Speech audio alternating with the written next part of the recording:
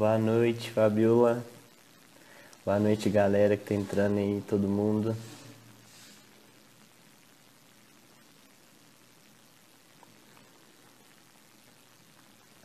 Só esperar o Renan entrar aí.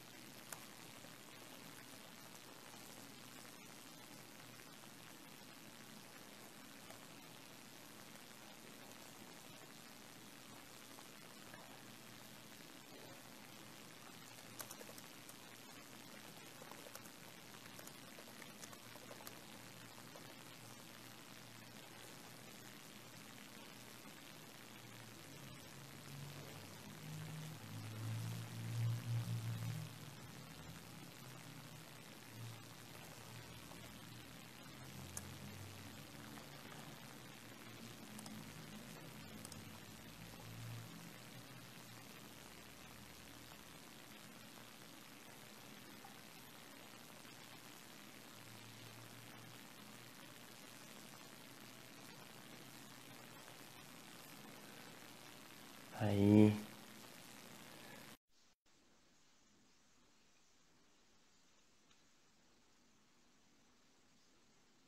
Minuto, tá tudo bem. Ops. e aí? Boa Boa noite. noite. Agora deu certo. Aí, agora foi. Só ajeitar a Yes. câmera aqui. A sua câmera está mais pertinho do que a minha. A gente tinha percebido que isso podia ser uma coisa legal para quem está do outro lado, né? É isso aí. Coloquei meu celular aqui no suporte para ficar um pouco mais perto, para ficar melhor. Então talvez eu possa copiar a sua moda e fazer da mesma forma. Chegar mais pertinho.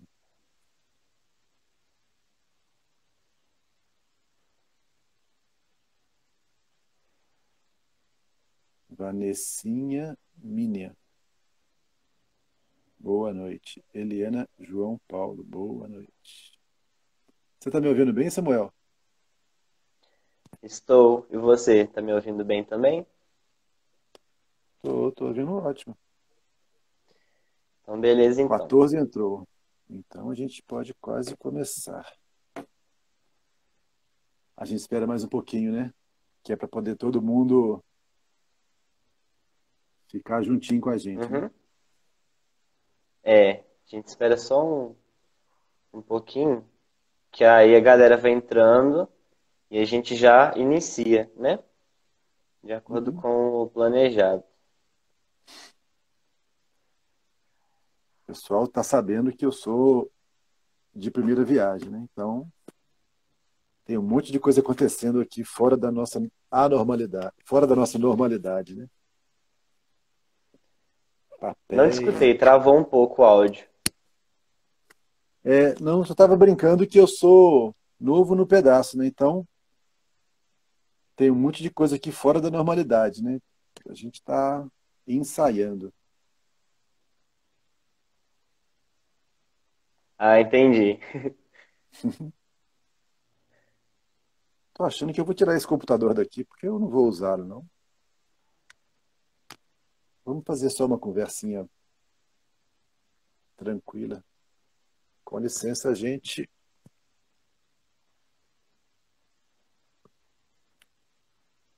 Se for o caso de usar isso, a gente retoma.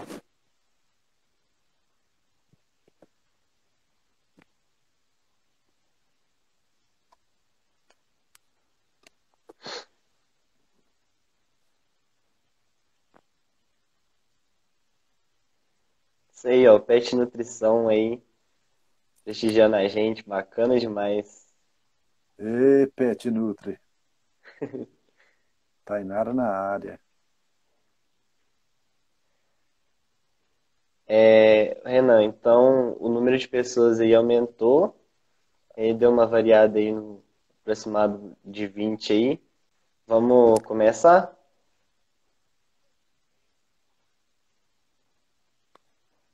Vamos começar. Você pode fazer as apresentações. Tem gente que não é do nosso grupo, né? Que não é petiano, que não sabe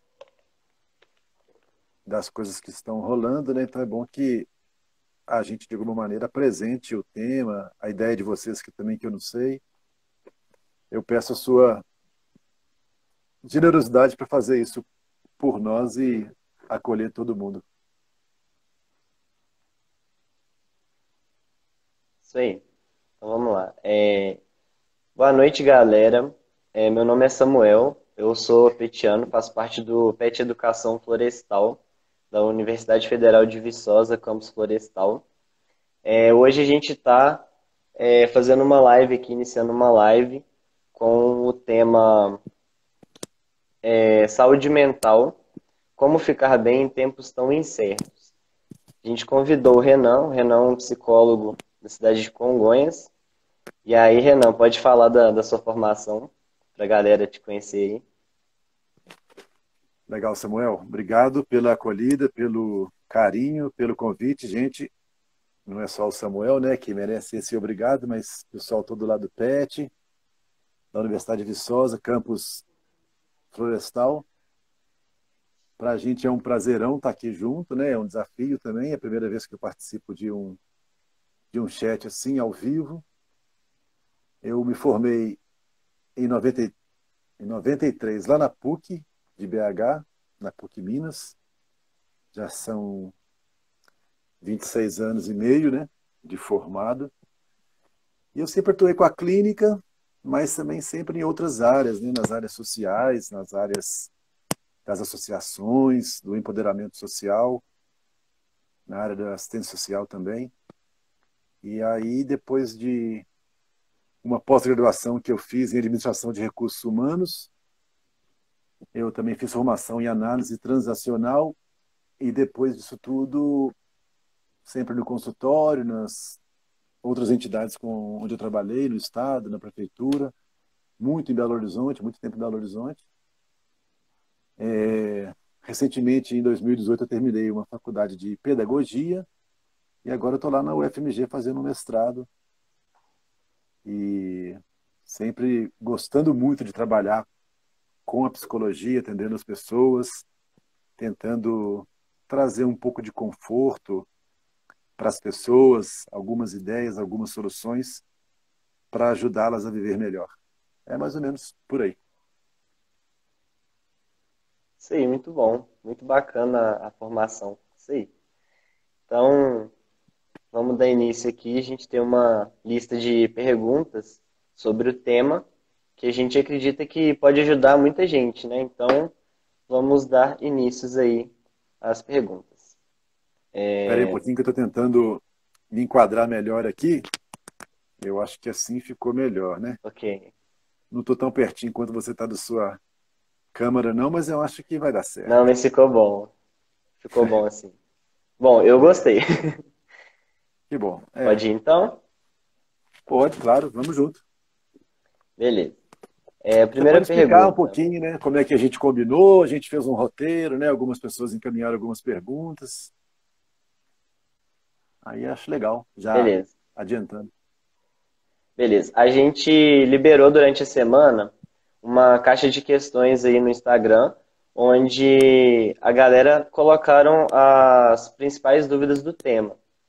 E aí a gente mandou essa lista de perguntas para o Renan e ele organizou da melhor forma que ele achava para poder explicar, tendo uma forma de continuidade, né, de uma pergunta para outra. E aí a gente vai colocar essas questões aqui. E uma coisa que eu também já estava esquecendo se alguém tiver alguma dúvida sobre o tema, quiser saber alguma coisa, pode pôr aí nos comentários que a galera do PET vai estar anotando e vai passar para mim para a gente poder responder no final da live. Então, é isso aí. É isso aí, Samuel. Então, vamos lá. Primeira pergunta. Por que eu sinto vontade de fazer as coisas, mas não consigo levantar e fazer? Ao invés disso, fico pensando em como seria fazer a tarefa e tem vezes que me contento e outras que fico chateado. Vai desde arrumar um armário de roupas até deixar de falar com as pessoas. Essa pergunta é interessante porque ela é muito recorrente, né? A gente tem vivido tempos muito atribulados, todo mundo reclama que quase não tem tempo para fazer nada, né? Eu lembro de um tempo quando estava chegando para o nosso meio a internet, e aí a gente sonhava, né? Nossa, quando a internet vier fazer esses trabalhos todos que está sendo prometido, a gente vai ter muito tempo para tudo, né? E foi ao contrário, né? A gente acabou tendo que empenhar muito mais tempo na vida, né? Então, essa pergunta tem a ver com o que a gente chama de procrastinação, né? Ou aquela coisa da gente ficar sempre enrolando, né? Sempre a gente está deixando para depois, né? O que acontece também, por que eu procrastino, né? Por que eu enrolo, né? É porque muitas vezes a gente tem um corpo que está um pouco dissociado da cabeça, sabe? Eu fico pensando que muitas vezes a cabeça está muito pesada, está muito cheia, a gente tem sempre várias coisas ao mesmo tempo numa linha de pensamento, em prioridade, em fila, como se fosse mesmo uma produção em série. E aí, gente, eu entendo que muitas vezes a gente está sedentário, né? A gente não coloca o nosso corpo para fazer as atividades e oxigenar a nossa cabeça. E aí, com isso, eu vejo também, já ainda tentando responder de uma maneira mais randômica, né? Mais generalizada, que algumas pessoas apresentam o que a gente chama de burnout, que é o que a gente faz quando a gente se queima. Burnout é uma, um complexo que acontece muito nos trabalhos, em empresas que as pessoas são muito cobradas e elas acabam tendo que fazer muitos serviços ao mesmo tempo. Alguns serviços são técnicos, outros são emocionais, então elas ficam queimadas, elas chegam num momento que elas não conseguem mais responder com tranquilidade naquele tempo devido, porque sempre tem uma tarefa se sobrepondo à outra, então eu mal terminei uma tarefa, eu não tenho tempo de respirar sobre aquilo. Então, quando a colega pensa, né, eu fico pensando em como seria fazer a tarefa, e tem vezes que eu até me contento, e outras eu fico chateada.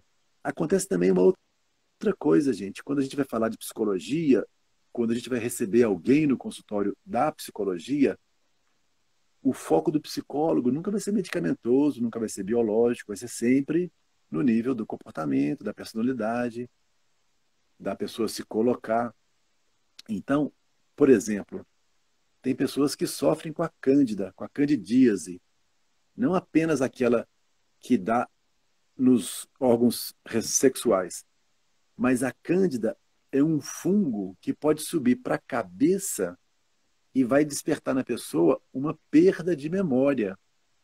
Então, olha, tem estatística que diz o seguinte, que nenhuma mulher vai passar por essa vida sem ter cândida, porque é natural, né? Assim, faz parte da nossa flora, faz parte daquilo que a gente vai ter na vida, né? Como a gente vai ter sempre uma gripe, como eventualmente a gente pode ter uma taquicardia, como a gente pode ter problemas de sopro no coração, um descompasso, né, ao longo da nossa vida, né? Então, pensa a nossa máquina funcionando aí por 80 anos, e quantas coisas nós não vamos ficar acometidos, né? E a cândida, é interessante pensar, né, que você vai lá na farmácia, vai no médico, toma um remédio, resolve aquele problema ali tópico e não sabe muitas vezes dizer que o fungo continua rodando no seu corpo e você, por exemplo, se depara na frente da geladeira olhando no vago. Ah, eu abri a geladeira à toa, eu queria pegar alguma coisa na geladeira e eu não peguei. Por que eu estou contando essa historinha da Cândida, né? É porque esses fungos, essas bactérias, esses vírus, eles fazem muito mais parte da nossa vida do que nós temos consciência disso. E a ideia, então, da gente trabalhar na psicologia com a procrastinação, com os problemas da depressão, da ansiedade, é a gente poder mergulhar na vida da pessoa, naquela vida muito particular, naquele universo muito singular, e tentar entender quais são os parâmetros da vida daquela pessoa que façam que ela, por exemplo, esteja procrastinando, enrolando. E aí a gente vai falar mais para frente sobre ansiedade e depressão. Eu vou explicar um pouquinho melhor sobre esse ciclo, né? Mas a pessoa vem e fala aqui no final da pergunta, né, Samuel? Vai desde arrumar um armário de roupas até deixar de falar com as pessoas. Então, o que a gente faz automaticamente, sem saber, é uma maneira curativa de nós estarmos colocando o nosso corpo em trabalho, o nosso corpo vai fazer alguma atividade, essa atividade vai fazer com que o nosso coração bombeie mais sangue e, de alguma maneira, esse arrumar um armário de roupas que ela citou, que essa pessoa citou, tem a ver com isso. O corpo da gente procura meios, procura soluções para não ficar sempre fazendo a mesma coisa como um robô, como uma máquina, como um computador.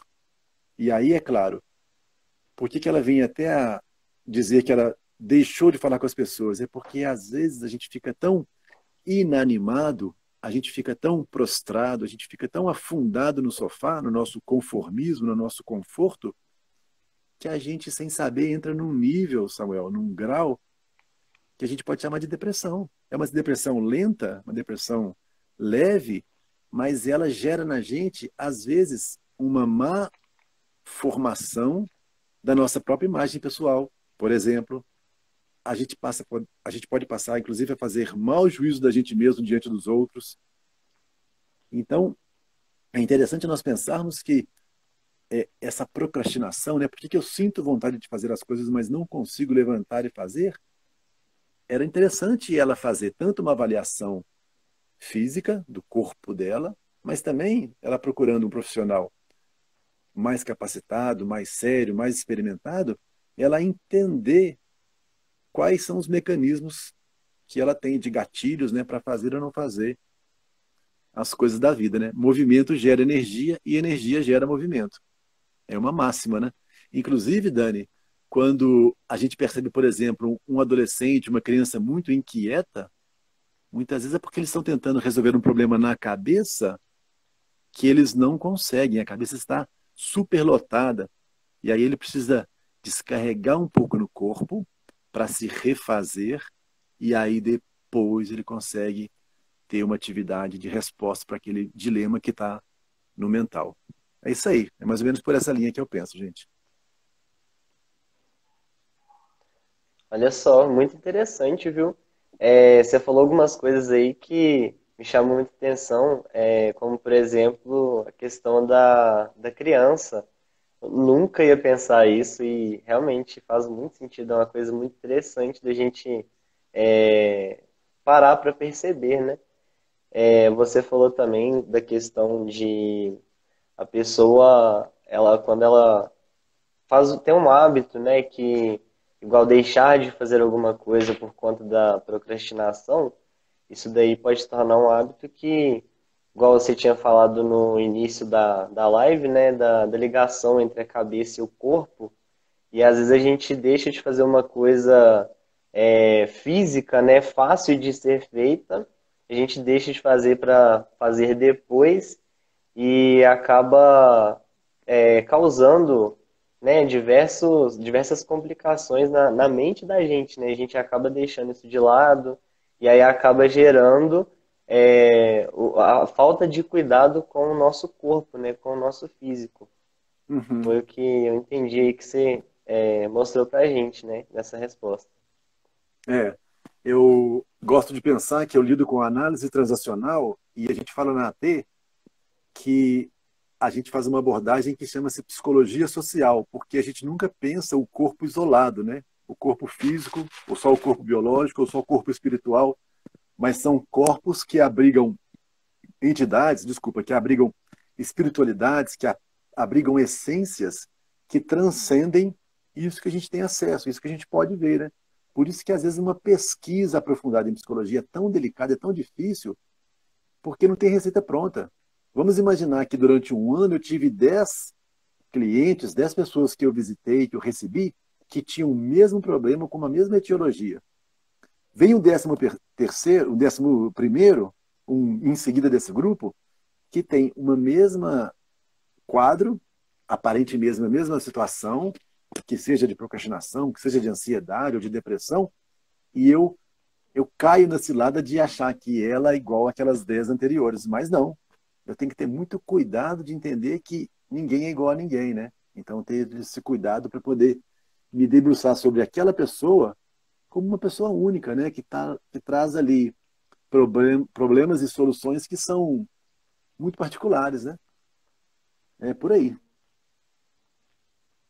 É, com certeza.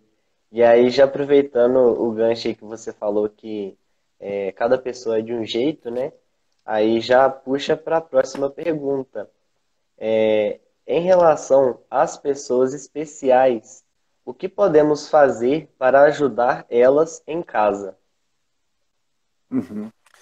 Quando a gente pensa na pessoa especial, a gente pensa um pouco qual que é a especialidade dessa pessoa, né? Ela é especial porque ela tem um problema de comportamento, um problema motor, um problema psicológico, um problema congênito, um problema que veio depois de um acidente, um problema que veio ao nascer. Então, quando a gente fala pessoa especial, é muito genérico, né? Para brincar com a ideia, eu gosto de pensar que todos nós somos especiais, né? E aí eu volto naquela mesma ideia. Sendo eu especial, eu vou demandar, ainda que silenciosamente, ainda que eu não proclame isso para ninguém, um cuidado especial. Então, por mais que eu queira tratar o Samuel como um amigo, vai ter uma hora que na minha relação com o Samuel, eu vou ter que falar alguma coisa especificamente para ele. Não é uma coisa que eu trago para qualquer um no atacado. É uma coisa muito particular entre eu e ele, entre mim e ele. Então, de modo geral, o que a gente pode fazer é procurar entrar em sintonia com essa especialidade, com essas características, e de alguma maneira tentar entrar no mundo dessa pessoa, e entender essa pessoa. Como é que nós podemos ajudá-las em casa? Olha, em casa seria o universo de todo o controle sobre ela, de todo o conforto para ela, de toda a vida para ela, né? É bom a gente pensar que tudo que nós temos na vida fora de casa, a gente tem um reflexo, um espelho, um mapa dentro de casa, né? Então, em casa, é importante que a gente esteja em sintonia às necessidades dessa pessoa, que a gente busque cada vez mais atualizar as demandas dessa pessoa que é especial. É importante também, eu penso, pessoal que está nos assistindo, que a gente precisa harmonizar entre as pessoas que estão à volta daquela pessoa que é especial, que tem aí um problema de qualquer que seja, a gente precisa harmonizar entre nós alguns combinados. Cadê minha mão? Alguns combinados para a gente poder oferecer para essa pessoa mais daquilo que ela precisa, mais daquilo que ela demanda.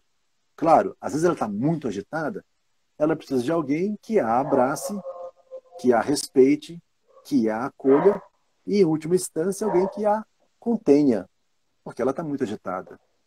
Mas você vai contê-la para deixá-la ou você vai contê-la para acalmá-la? Então, é importante a gente harmonizar entre as pessoas que estão à volta daquela pessoa e também nós temos que pensar que esse trabalho é exaustivo, é cansativo, não pode ser uma única pessoa, um único enfermeiro, um único cuidador, uma única babá, um único pai. E aí eu falo, não pode ser uma única mãe, né? Porque normalmente quando a gente fala um único pai, esse pai é a mãe, né? Não pode ser só a mãe com esse peso, não pode ser só o irmãozinho mais velho, não pode ser só aquela empregada que está ali contratada para ficar o dia inteiro com aquela criança, no caso de uma criança, né? Então, é muito genérico a gente pensar qual é o cuidado que uma pessoa especial precisa. Aí a gente precisa ver esse acolhimento aos autistas, por exemplo, que estão agitados, como a Gabriela está sugerindo, né? A gente tem que estudar que característica que é desse espectro autista. Quem é essa pessoa? Quem são os pais? Como é que é o meio onde ela está vivendo? Como é que a gente pode oferecer, então, um pouco mais de acolhida, de estar no mundo? Porque aí, Samuel, a gente começa a pensar Muita gente tem dificuldade de estar bem no mundo porque não é acolhido, porque não foi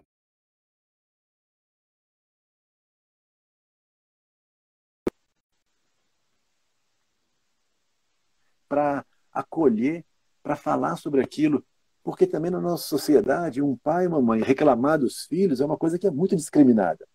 Mas, eventualmente, eu, como pai, tenho a reclamar. Eu, como marido, tenho a reclamar. Eu, como filho, tenho a reclamar. Agora eu vou reclamar isso em praça pública. Olha o meu filho entrando aí, ó, Tomás. Seja bem-vindo, filho. Então, a gente tem que, de alguma maneira, harmonizar entre as pessoas que estão à volta daquela pessoa que precisa de cuidados especiais para que a gente se reveze, para que a gente possa estar junto dela. E aí eu anotei mais uma outra coisa aqui. É importante que a gente procure eliminar outros problemas que aquela pessoa traz. Então eu falei anteriormente, né? Se aquela criança, se aquela pessoa especial, ela já tem lá todos os problemas que são típicos daquela situação, por exemplo, o autista, mas ela também está com uma infecção urinária, mas ela também está com uma infecção de ouvido, mas ela também precisa de óculos e ela não tem um óculos, porque ela sempre quebra o óculos.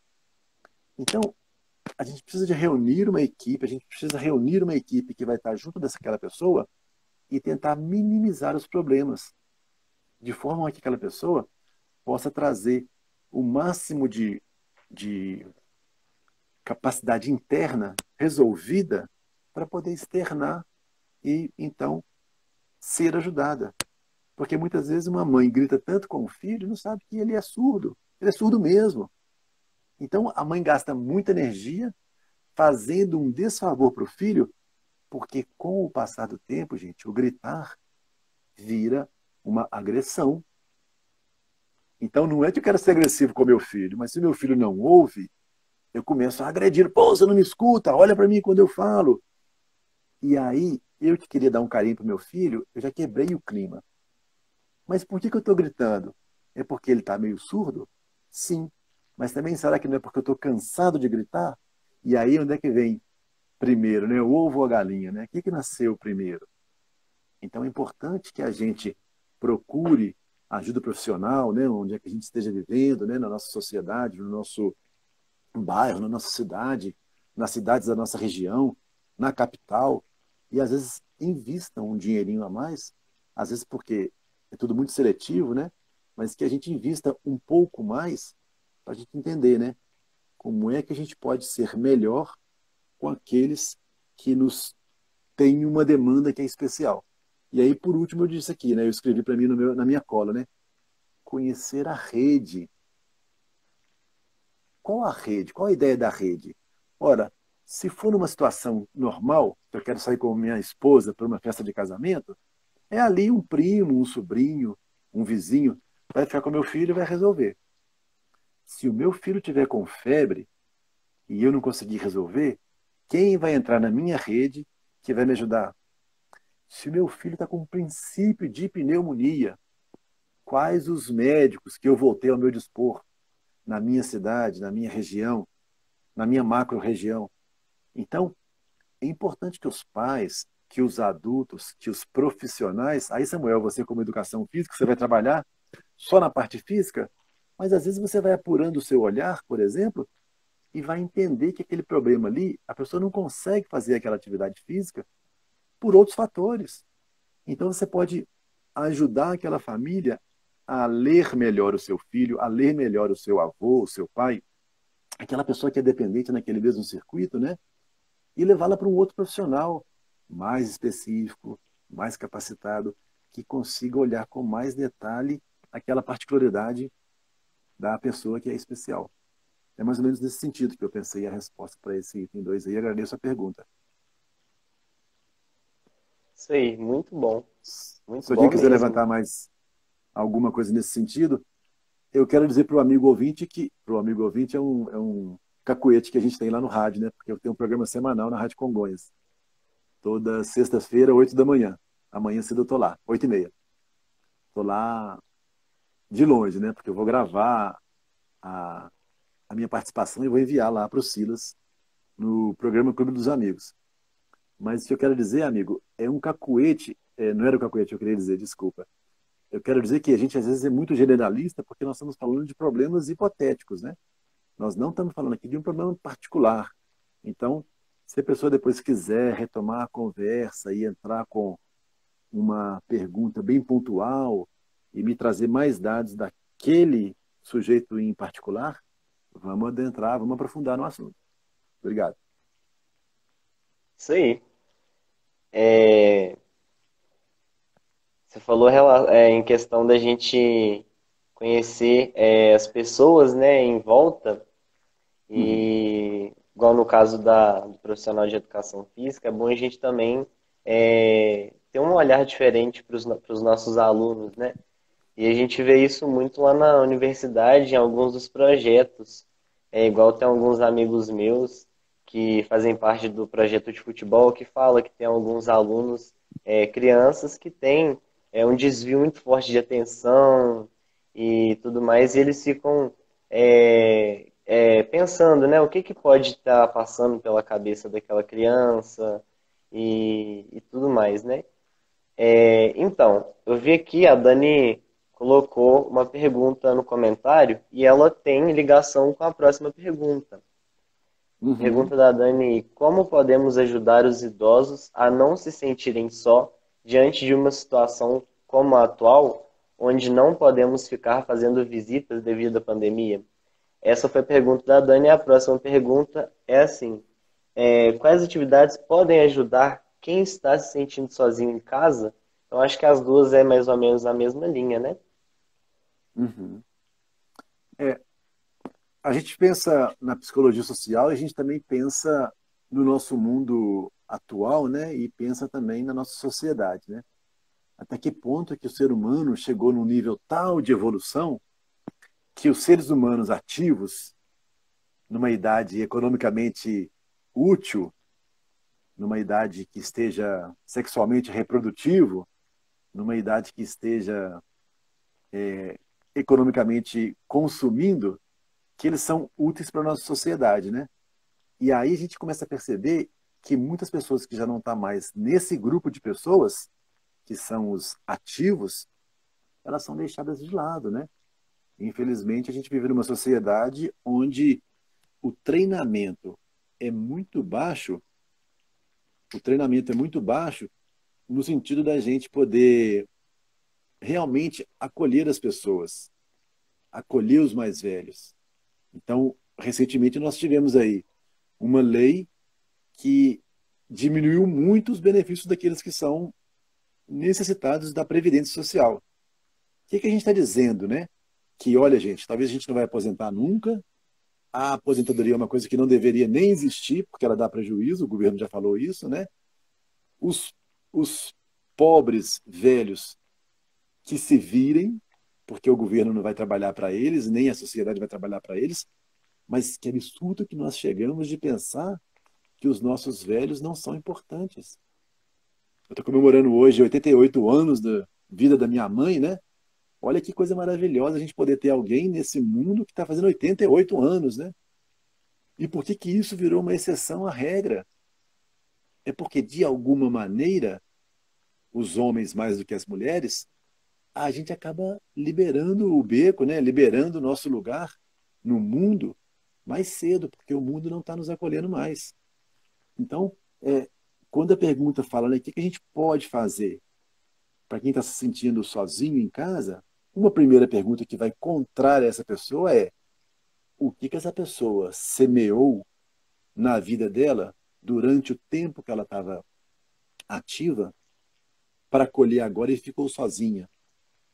Será que ela não tem nenhum filho, nenhum irmão, nenhum sobrinho, nenhum vizinho para ela estar deixada em casa sozinha?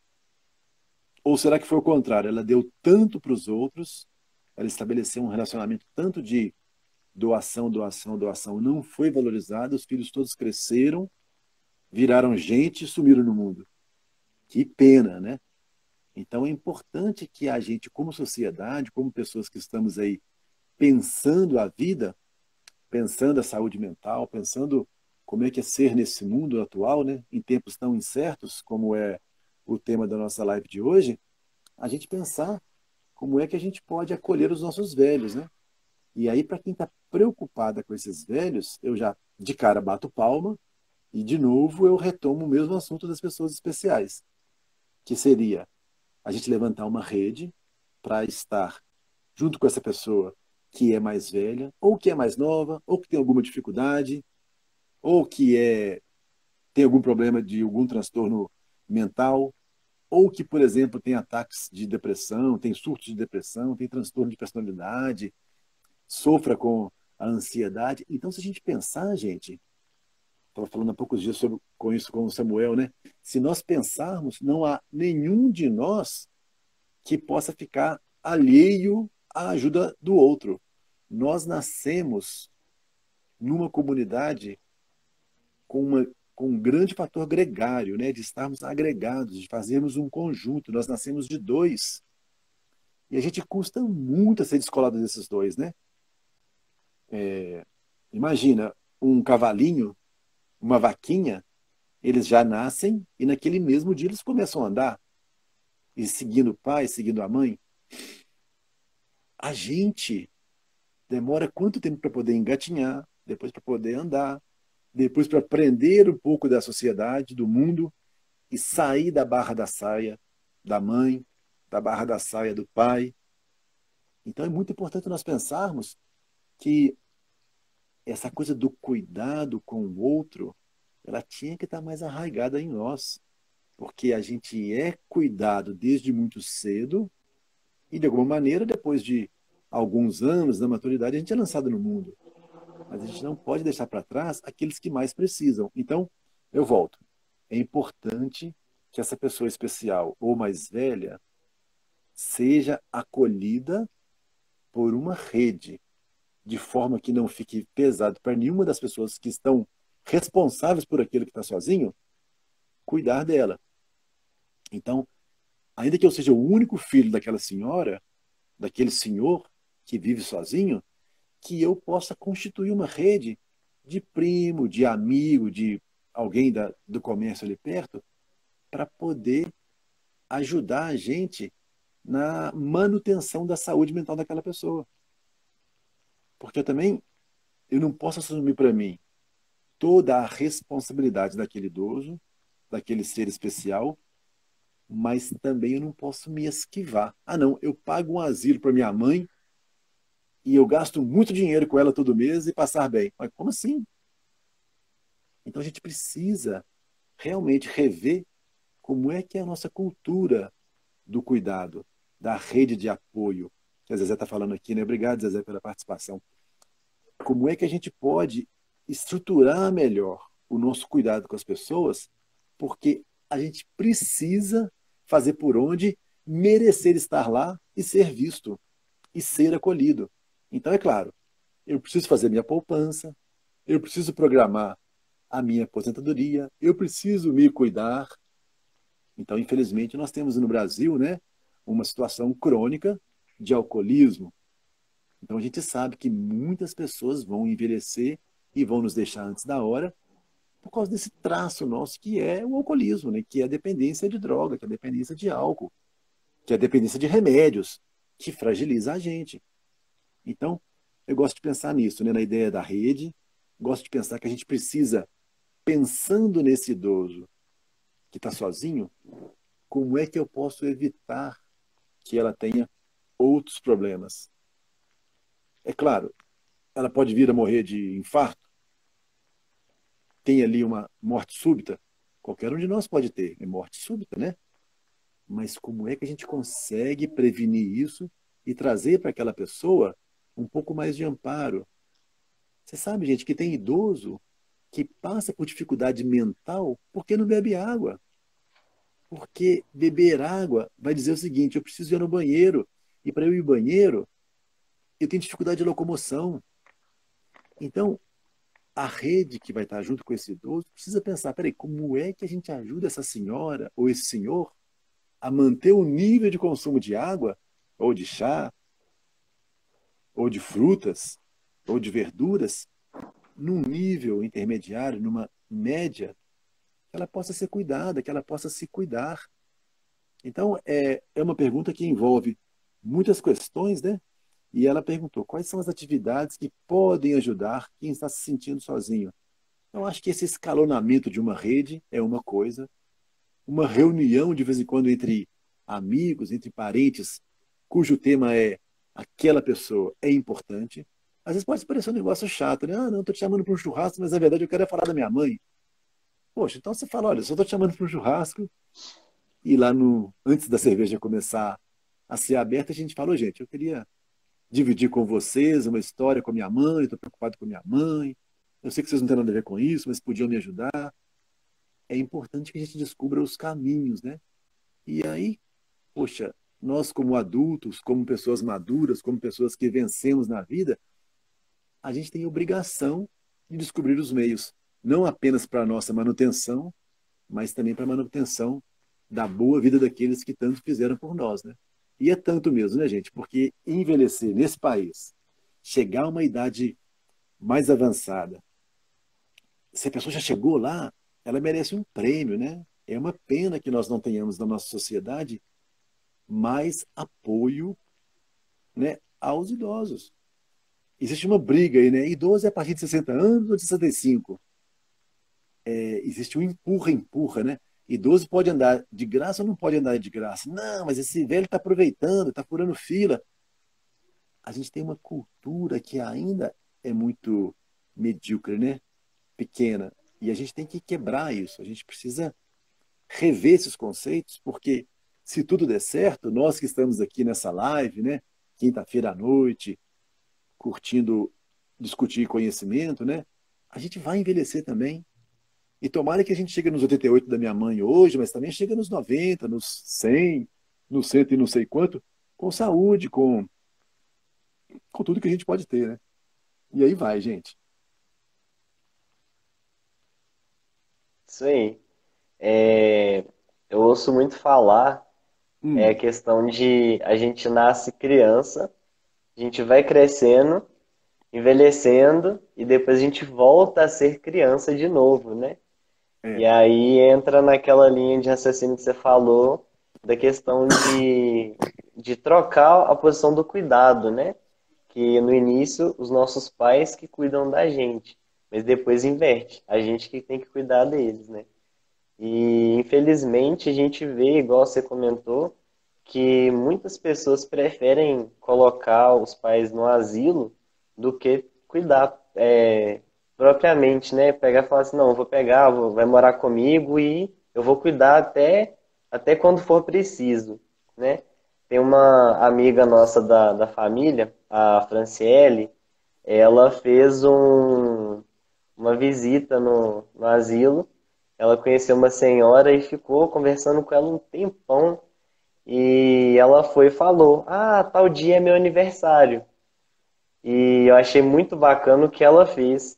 A Franciele lembrou, um dia antes do aniversário dessa senhora, ela lembrou, só que já era, na época do aniversário, ela já era quarentena, então não podia fazer visita. O que que ela fez? Ela ligou pro asilo e falou assim: não deixa de comemorar. Ela encomendou um bolo de aniversário, mandou pro asilo e falou: gente, comemora com ela porque ela merece, ela precisa disso.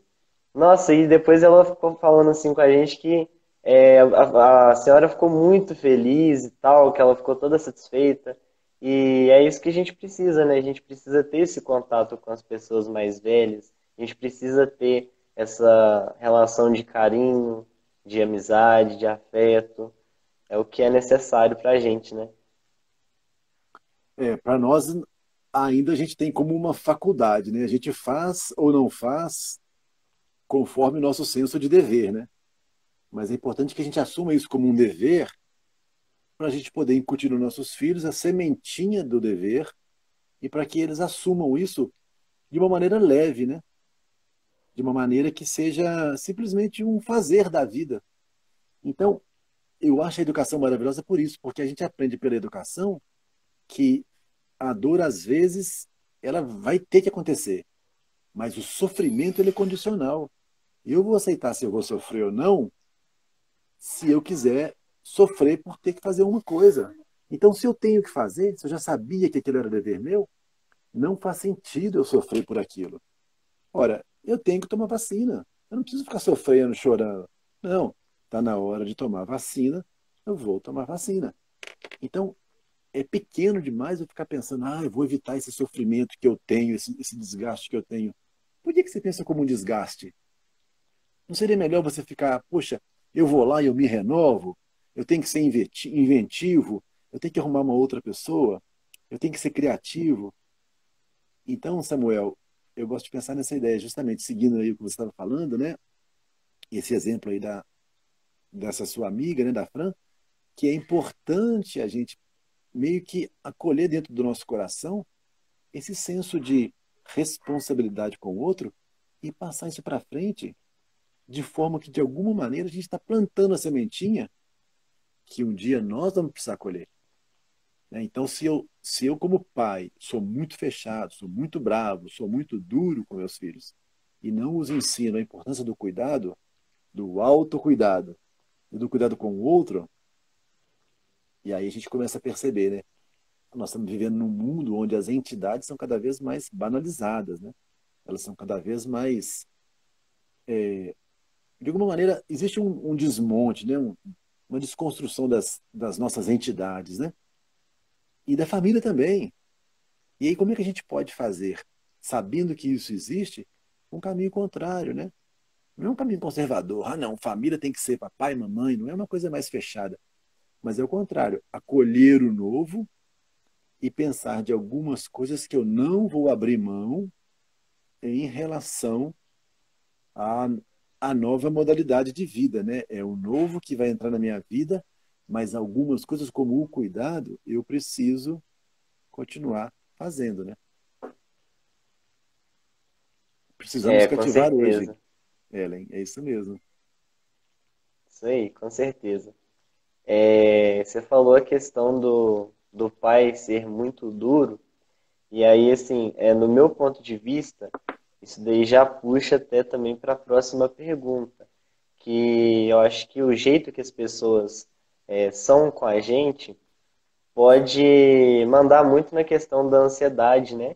Que também é um dos motivos que pode causar uma depressão. E é o que está na próxima pergunta. Quais são os sinais de uma pessoa com ansiedade ou depressão? E como ajudar? Hum, é uma pergunta difícil, né? A gente vai precisar aprofundar um pouco sobre essas duas escolas, né? A escola da ansiedade e da depressão. De uma maneira talvez mais tranquila para a gente poder entender, vamos pensar que a ansiedade seria um motor funcionando de modo acelerado. Então, eu estou sempre dirigindo, mas meu carro sempre está acelerado. Embora eu tenha que manter ali aquele limite de velocidade, eu não posso ultrapassar aquele limite de velocidade, aquela velocidade média. O carro está acelerado, o meu motor está acelerado, é a ansiedade. Mas num outro tempo, eu estava tão acelerado que eu me desgastei tanto que ainda que a velocidade da via seja 40 por hora, mínima, eu preciso ir mais lentamente, porque eu preciso recarregar minha bateria, porque antes eu estava muito acelerado. Então, pensando no senso de um equilíbrio, são irmãos a ansiedade e a depressão, porque quando eu estou desestabilizado, passando por um transtorno, passando por uma dificuldade, às vezes eu tenho um caminho, né, uma queda no sentido da depressão ou da ansiedade. E aí é importante a gente ver quais são os disparadores, né, desse comportamento, desta resposta. Esse comportamento, essa resposta, quer dizer o quê, né? Ela quer dizer o quê para mim, né? Por que eu estou acelerado? Estou querendo fazer mais em menos tempo? Eu estou querendo viver 30 horas e 24? Então, é importante nós pensarmos, né?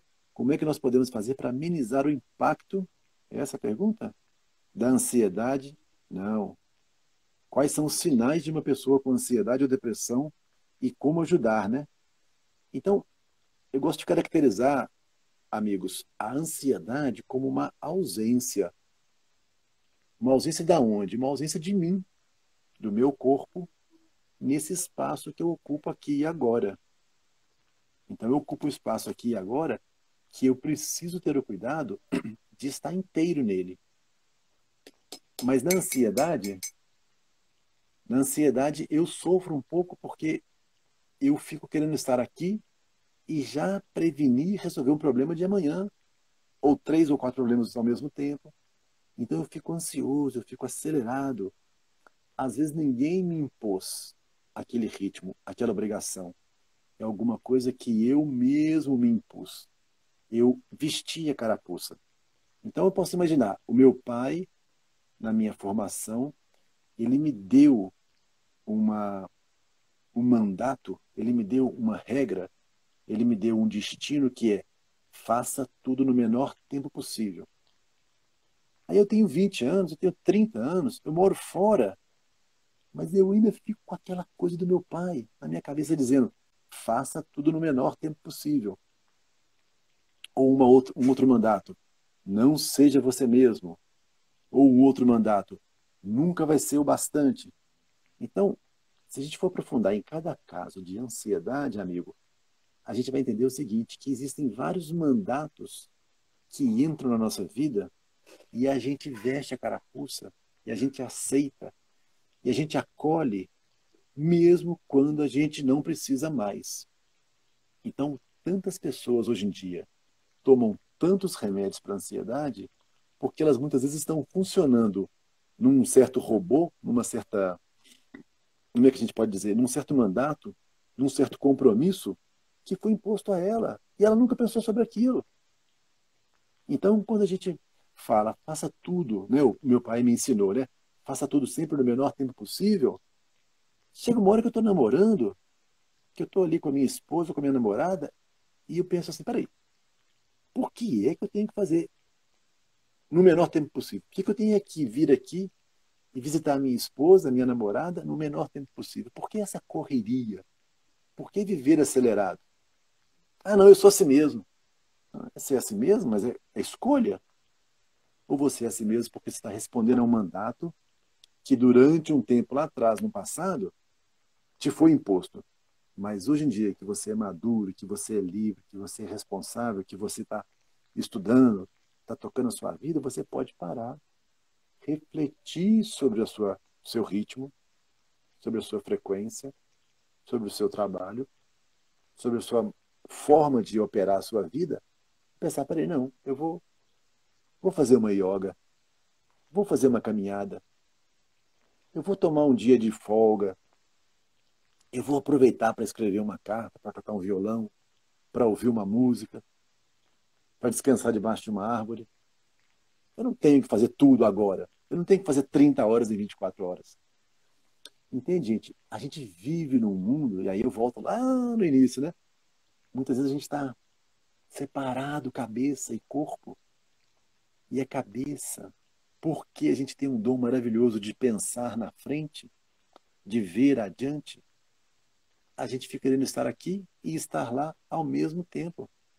E o convite da psicologia, né, da meditação, da música, da cultura, das artes, é que a gente possa experimentar o hoje, o aqui e agora, com esse corpo que nós temos, com esse ambiente que nós estamos vivendo, aproveitar o aqui e agora, silenciar um pouco os ruídos, os barulhos da nossa cabeça e sentir o nosso coração, sentir a nossa pulsação, sentir o nosso vizinho, o nosso parente.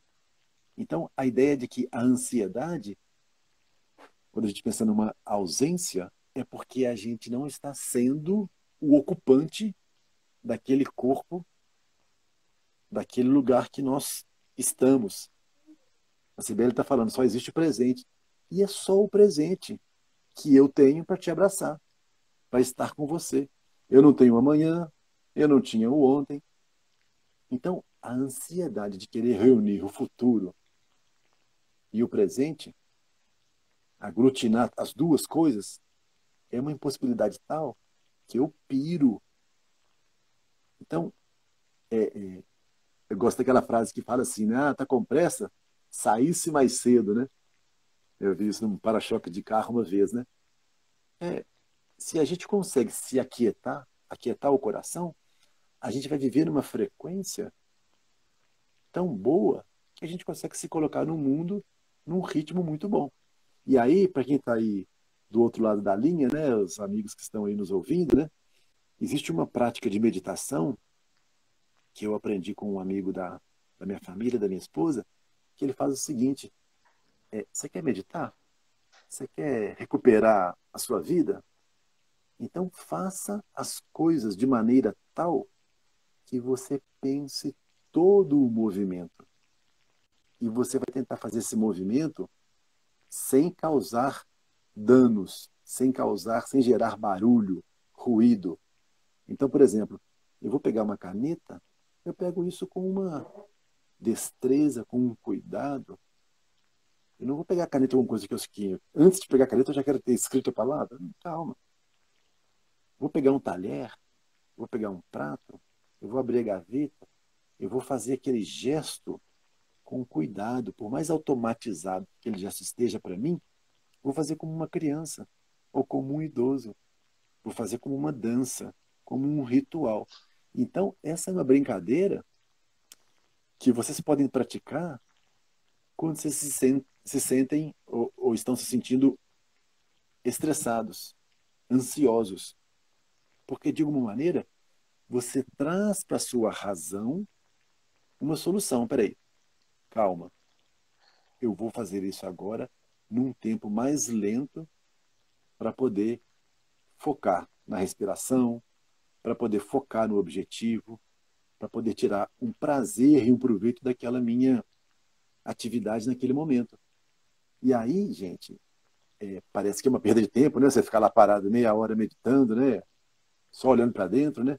Mas você ganha espaço dentro do seu próprio tempo, né? Então, amenizar os impactos da ansiedade e quais são os sinais de uma pessoa com ansiedade ou depressão, a primeira parte já tínhamos passado, né? A ideia do impacto da ansiedade. Mas essa pergunta sobre quais são os sinais de uma pessoa com ansiedade e depressão são os sinais que elas estão fora do ritmo dela, fora do tempo dela, que elas estão fora o cabível para uma pessoa naquele tempo, né? As pessoas se sentem exauridas e depois elas caem em depressão, porque normalmente quando você corre demais, você chega lá e não consegue conquistar aquilo com aquele mesmo sabor, né? Existe aí uma angústia, e essa angústia de ter perdido o prêmio é também a angústia de ficar deprimido, né? Ficar cansado. E a depressão também é uma medida de saúde, onde você para, você se abate para recuperar sua energia. E aí eu quero Renan, dizer, está no nosso horário? vou te interromper rapidinho.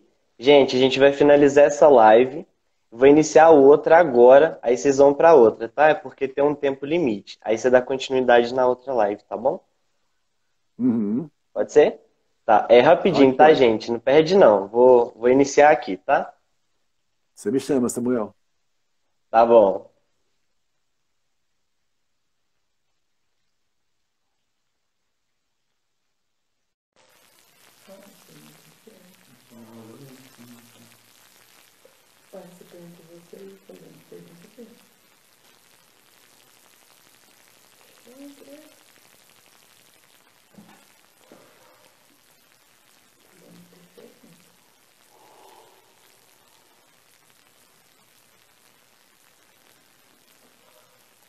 Ó, a galera já tá aparecendo toda aí.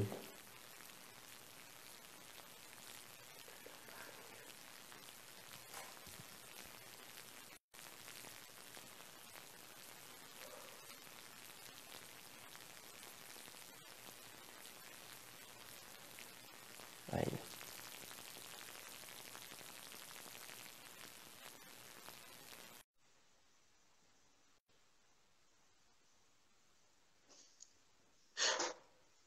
Gente, eu tive que desligar na correria aqui porque o papo tava tão bom, o Renan tava falando de uma forma tão bacana que eu acabei desligando aqui do horário aqui e apareceu até um aviso aqui para mim desligar. Então foi por isso que eu desliguei rapidinho. Mas, enfim, bora lá. Pode terminar a sua fala, Renan. Ah, só uma coisa, gente. Convida o pessoal aí, convida outras pessoas para poder estar assistindo a live aí com a gente, seguindo a gente aí, que tá bacana. Essa conversa tá tendo um rumo muito legal, né? Então vamos lá. Ó, entrou o Vandercy aí. A gente estava falando sobre a depressão e a ansiedade, né? E a pergunta era quais são os sinais de uma pessoa com ansiedade ou depressão e como ajudar, né? E aí, Uhum. genericamente, ansiedade ou depressão são coisas que nos colocam nessa escuta do ritmo, né? Por que que a pessoa perdeu o ritmo? Por que que a pessoa saiu do ritmo? Quais são as motivações dessa pessoa que fizeram com que ela ficasse deprimida ou ansiosa? E aí, por que que a gente precisa, talvez, levar uma conversa mais profissional com essa pessoa, um cuidado mais profissional com ela? Porque a gente vai entrar em várias coisas da vida dela que são muito pessoais, são muito sigilosas, são muito profundas e que, às vezes, a gente tem que ter um espaço privativo, carinhoso, de confiança, para que ela possa topar, fazer aquela pesquisa, né, aquela busca, né, aquele mergulho e ir aprofundando na vida dela, inclusive em coisas que ela não lembrava, não sabia, não se dava conta, ou que coisas que ela às vezes gastou tempos e tempos tentando evitar, tentando esconder, inclusive dela mesma. Então, pensar junto a depressão e a ansiedade são sempre sinais que chamam a atenção da gente para acolher aquela pessoa. Então, se você tem um amigo, um namorado, uma pessoa que é da sua estima, e ela apresenta qualquer uma dessas duas coisas, o que ela está te falando é socorro, é me dê a mão, é me dê um abraço, é me escute, me olhe. E é isso que a depressão e a ansiedade juntas, elas são sintomas, elas são sinais, elas são chamados para que alguém ajude ela a sair daquilo. Porque, com certeza, quando a gente está sofrendo de depressão ou de ansiedade, não é uma escolha. Nós já devemos ter tentado muitas outras vezes sair daquele desconforto. Então, a experiência da ansiedade que eu falei, né, que eu fiz uma conjectura, né, uma brincadeira que seria uma ausência, né? Imagina, eu vou numa festa, todo bonito, festa de casamento, né? Todo mundo tá lá, um monte de amigos meus, né? Eu visto minha melhor roupa, corto o cabelo antes, faço a barba, né? E chega na festa eu tô ansioso, né? Que ansiedade é essa? Eu tô lá, mas eu quero estar fora, né? Então vem a ideia da ausência. E por que a ausência? Porque muitas vezes eu me desvalorizo, eu me desconsidero, eu não me julgo digno de estar naquele ambiente. E aí, por exemplo, eu tenho taquicardia, eu tenho dificuldade de memorizar, eu tenho dificuldade de estar com a minha pressão arterial, com meus batimentos cardíacos numa boa. E aí é importante que eu vendo isso, eu procure, por exemplo, uma pessoa para conversar, para me distrair, para me aliviar, para eu retomar na minha cabeça um senso de pertencimento. Poxa, eu estou errado aqui? Estou vestido de um terno vermelho, está todo mundo me olhando? Aí você vai descobrir, conversando com seu amigo, não, está todo mundo te olhando. Você que está tão ansioso, tão pegado, tentando se achar, tão ausente, tão nervoso, que você acha que está destoando. E estar destoando é como se você tivesse sendo para você mesmo um carrasco, um perseguidor, um caçador. É como se você tivesse que estar melhor do que o melhor dos melhores. E, no entanto, você tem que estar tranquilo, sendo você mesmo. Então, eu estou falando da ansiedade, gente, mas quase que aplica da mesma forma a depressão. Por que que eu me deprimo? Porque muitas vezes eu me anulo. Eu preciso sair da minha frequência, do meu grupo, da minha sociedade, da minha família, porque eu não me valorizo, eu não me considero. E aí, gente, tem uma coisa. Muitas pessoas vão dizer: ah, não, mas foi assim que eu fui criado. Isso eu sou desde sempre. Eu sofri um trauma enorme na minha infância. A nossa obrigação, depois de adultos, depois de pessoas responsáveis, é confrontar esse ser deprimido, esse ser ansioso, esse ser disfuncional e procurar acolher essa pessoa. Acolher eu mesmo, acolher-se, no sentido de que, nesta minha acolhida a mim mesmo, eu vou me permitir chorar, ter raiva, ter ansiedade, ter depressão, errar. Mas a primeira coisa que eu vou fazer é eu vou me acolher e eu vou tentar rever isso que me faz ficar me sentindo mal num evento social, numa festa. Isso que me faz me drogar, beber além da conta, dar vexame, ficar estressado com pouca coisa. Então, vou puxar um pouco a sardinha para o meu lado, né? Mas numa terapia, muitas vezes as pessoas não querem ir para a terapia porque elas não querem se ver. Elas acham que elas vão encontrar lá um espantalho, um bicho-papão. Imagina, eu vou falar minha vida para alguém? Que papo chato é esse? Mas, gente, esse negócio da gente falar e ser ouvido, isso acontece desde que o mundo é mundo. E essa ferramenta do falar e ser ouvido, não só como psicólogo, mas como padre, com um amigo, com um empregado, com um frentista de posto de gasolina, com qualquer pessoa, isso é saúde, isso é vida. Agora, se eu venho conversando com todas as pessoas que eu converso na minha vida, procurando resolver um problema meu, interno, pessoal, um dilema que eu trago na minha vida, que eu não vejo saída, por exemplo, eu estou acima do peso e continuo comendo ansiosamente, eu não gosto disso que eu faço. Poxa, eu não posso ficar mais só conversando com o cara da padaria, ou com o cara da bomboniere, ou com o cara do supermercado. Eu preciso, talvez, procurar alguém que possa me ouvir um pouquinho mais qualificadamente. Procurar alguém que possa me ouvir e me dar um espelho, me dar um reflexo, me dar um panorama de quem sou eu. Vai falar um monte de coisa que eu já sei de mim. Mas aí no final eu vou perguntar: bom, me falou tudo que eu já sei. Agora, o que eu faço para parar com isso? E aí é claro, né, gente? É uma nova construção. Você vai ter que combinar um contrato com aquela pessoa, que seja lá um médico, um psiquiatra, um psicólogo, um curandeiro, uma bruxa, né? E ela vai te dar uma prenda, né? Ela vai te dar uma brincadeira, né? Ela vai te dar uma ideia. Ela vai te dar um jogo de quebra-cabeça. Você já pensou em fazer isso? Você já experimentou aquilo outro? E aí, gente, existe a técnica, mas a primeira coisa é o respeito próprio, é o se permitir, é o querer ir além, é ter mais um objetivo na vida. Então, ansiedade e depressão é um sinal de socorro. Eu quero viver, eu quero estar aqui para viver o futuro. Mas calma lá, eu tenho que fazer isso com jeito, com tranquilidade, porque se eu correr demais, eu vou quebrar minha cabeça no poste. Eu vou ser atropelado. Eu vou perder minha saúde. Na síndrome de burnout, né? Eu vou queimar minha cabeça. E se eu ficar queimado, vai adiantar o quê eu estar com 80 anos se eu estou queimado, se eu estou vegetando?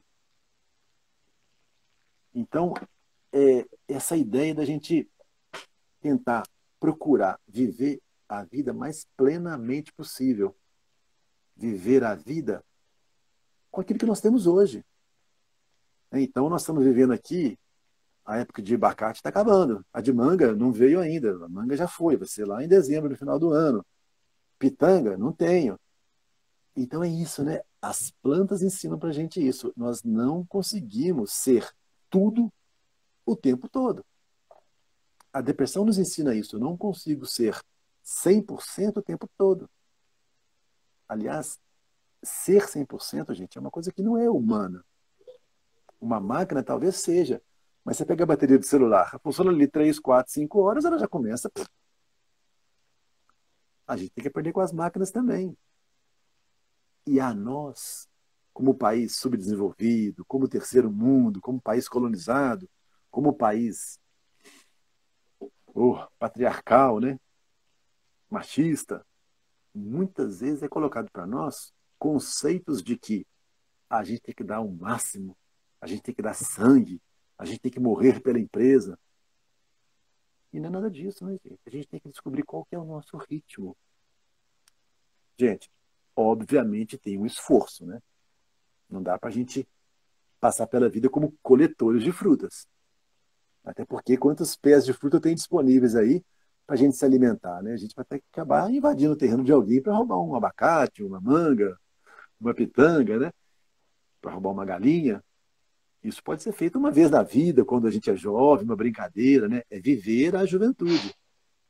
Mas não pode ser um meio de vida, né? Então é importante a gente pensar como é que nós estamos vivendo, dentro de quais parâmetros.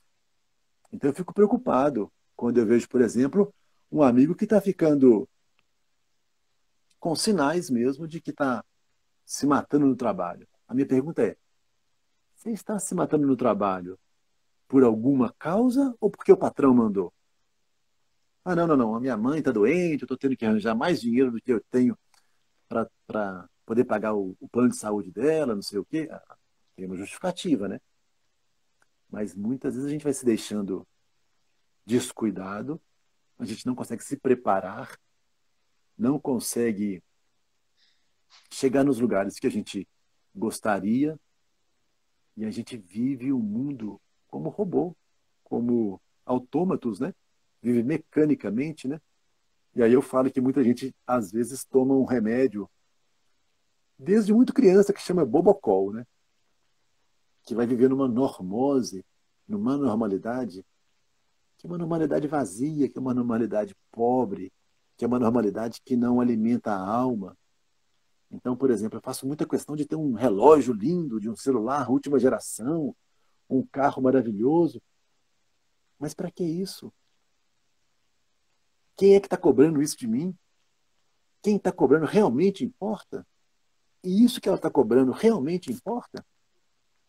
Então, pensar o dilema da ansiedade e da depressão é justamente pensar qual é o nosso modus operandi, né? Qual é a forma que nós estamos vivendo aqui e agora. Esse dia de hoje, 4 de junho de 2020. A gente tem que ter esse cuidado, né? De se apegar à vida, de se apegar às pessoas, mas também a gente se apegar de uma maneira que seja fluida, que seja leve, que não seja pesado nem para eles nem para nós. E aí, Samuel, como é que a gente pode evoluir aí nas nossas questões? Ó, perfeita a sua resposta, tá, Renan? Muito boa mesmo, tá? O pessoal É, elogiando aí nos comentários, não? Tem nem o que falar. é, Muito bom mesmo. a grosso modo, né, é como eu penso, né? O bicho pega quando a gente vai pegar no caso a caso, né? Aquilo que eu falei ontem para você no nosso teste, né? Nós fizemos um teste ontem, gente, quem não estava aí, que era o teste dessa live para ver se ia funcionar, porque para mim e para o Samuel era uma novidade, né? E pensar o seguinte, que a gente está disponibilizando o canal aí de WhatsApp, de Facebook, de e-mail, né? Para as pessoas fazerem contato com a gente e talvez a gente iniciar alguma coisa que seja mais aprofundada, mais particularizada, porque a nossa intenção é justamente, se a gente puder aprofundar um pouquinho mais, no seu caso em particular, a intenção é essa. Se eu não souber, se eu não conseguir, se eu não tiver condições, se a minha escuta não estiver sendo razoável para você, a gente passa para frente. O importante é a gente não deixar a nossa pergunta silenciando na gaveta, né? A gente tem que colocá-la para o mundo, né? E buscar a resposta. Isso aí, com Vai lá, certeza. Samuel. Então, vamos lá. O que podemos fazer num momento em que estamos tendo uma crise de ansiedade?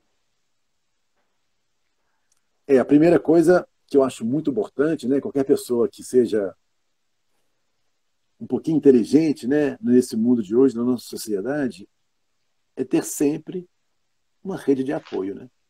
Ter sempre pessoas que possam apoiar. Então, por exemplo, se eu me desqualifico muito, eu vou ter dificuldades de fazer alianças com as pessoas, porque eu vou achar que ninguém vai realmente me dar crédito, me dar confiança. Mas é importante que eu tente estabelecer na minha vida uma rede de apoios, né? Pessoas que estarão lá à minha volta. E isso, gente, não é porque eu sou 80 anos de idade, não. Com 20, com 30 também preciso, porque eventualmente eu vou numa festa e eu passo um vexame lá que eu não tenho ninguém para me ajudar. Então, rede de apoio é tudo. A gente tem que pensar que a gente vive em sociedade não é à toa. E quem vive como um ermitão, quem vive isolado no mato, quem vive totalmente alheio, são pessoas que são muito vitoriosas, que tiveram que fazer muitos esforços e aprender muitas maneiras de se virar sozinha. Mas a gente precisa criar, então, essa rede de apoio. Uma outra coisa que eu acho importante é a gente ter uma rede de ajuda profissional. Então, por exemplo, o consultório de psicologia, um médico, é caro. Mas será que eu não posso reservar um dinheirinho todo mês para uma vez por ano eu fazer um check-up? Eu visitar um médico? Eu ir lá num psicólogo uma vez por ano? Ô, doutor, vim aqui só para poder conversar um pouquinho? Então a gente precisa de achar os meios, né? Então, como fazer no momento que nós estamos tendo uma crise de ansiedade? Pensando que nós estamos numa crise de ansiedade, como quem está se ausentando de si mesmo, a primeira coisa para enfrentar uma crise de ansiedade é se dar conta quem você é, onde você está. E o Pedro trouxe a resposta ali, ó. Uma das primeiras formas de se saber ser no mundo é respirando. Então, quando a gente nasce, a primeira coisa que nos coloca no mundo é respirar o ar do mundo. Porque até então a gente estava ali respirando pelo pulmão da mamãe, né? Através do sanguinho, nosso pulmãozinho estava lá tranquilo dentro da barriga da mamãe. Era tudo um suquinho, né? Era tudo light. Mas uma vez que a gente está fora da mamãe, a gente acabou de nascer e a gente inspira esse mundo nos aterra, né? Essa respiração, esse ar cheio de poluidores, né? De toxinas, de elementos flutuantes, de odores. Esse ar que nos entra traz para nós o sopro da vida, né? Então, respirar é uma das coisas importantíssimas para a gente poder ter consciência de quem nós somos, o que nós queremos, como é que nós estamos. Quem é muito ansioso, às vezes sente dor aqui, ó, porque não consegue respirar. A cabeça está tão louca, está tão triturando tantas coisas para tentar engolir tantas coisas, que o corpo não sabe mais respirar. A pessoa respira só com a parte de cima do corpo. Aquela respiração fininha. Essa respiração é exaustiva, essa respiração cansa, essa respiração tira mais ainda a nossa energia. Então, quando o Pedro fala respirar, uma respiração completa, segurar um pouquinho. A gente tem que fazer isso como um treino, como um mantra, como escovar os dentes, como tomar banho, como se alimentar, como tudo. Ah, não, tem um mês que eu não como uma fruta. Qual que é a ideia de comer uma fruta? Você tem que descascar, você tem que mastigar. Entrou a Clau aí, ó. Você tem que sentir tudo que ela traz dos odores. Então, a gente está vivendo num mundo, tem muitas pessoas que não sabem o que é mastigar. Por exemplo, um amendoim, uma castanha de caju, uma cenoura, um legume qualquer. Ah, não, eu mastigo é carne. Mas só carne é uma alimentação pobre, né? Então, diante dos sintomas de ansiedade, eu preciso, recobrando quem eu sou, eu vou recobrar quem eu estou. O que eu estou fazendo neste lugar que eu estou. Então, muitas vezes, uma crise de ansiedade nos remete para fora daquele lugar onde nós estamos. Então, Samuel, tem uma brincadeira que é o seguinte: a gente pensa muitas vezes como um cara que vive nas cavernas. Então, nós temos uma memória dos primeiros hominídeos. Então, imagina, você está dentro de uma caverna, na segurança da sua caverna, você arranjou uma caverna ali para passar a noite, aí entra lá na sua caverna um leão. Você tem duas opções. Você vai enfrentar o leão ou você vai fugir. O seu corpo se enche de energia para fazer uma das duas coisas. Essa, mais ou menos, é a força motriz, a força inicial para a ansiedade, porque muitas vezes eu tenho uma intenção na minha cabeça muito maior do que a realidade e eu me encho de ar, eu me encho de energia para lutar ou para correr, para fugir, só que eu não faço nada daquilo. Na verdade, eu estou me colocando numa situação de dar muito mais atenção para uma coisa do que ela realmente precisa. Por exemplo, e se meu namorado não aprovar meu vestido novo? E se minha namorada não aprovar? Ou meus amigos, né? Normalmente os amigos, né? Quando já tem a namorada, a pessoa já está mais tranquila, né? Mas e se os meus amigos não aprovar o meu tênis novo, né? Que eu gastei lá R$ 300.